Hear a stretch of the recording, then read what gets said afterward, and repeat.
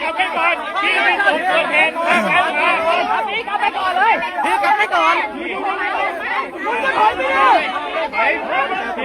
พี่เป็นผู้ผมพี่ผู้ผมพี่ได้ก่อน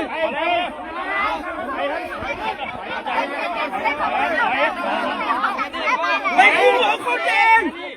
คุมคนของตัวเองให้ได้ก่อนทำไม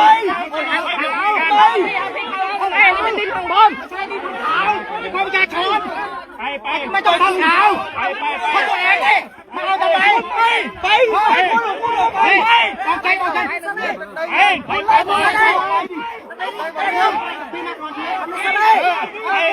เลย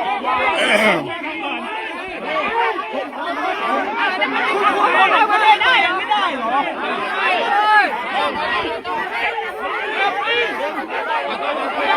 ไปก่อนมันไม่ใช่หน้าที่พวกคุณมาคุยหรอกรัฐบาลคุณมาคุยนู่นไปเอาตัวที่ท่านมาคุยดีกว่าอย่างนี้มันไม่จบไป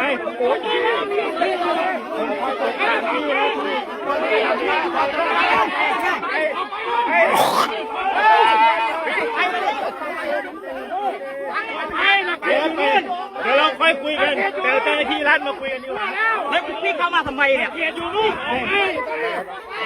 ไป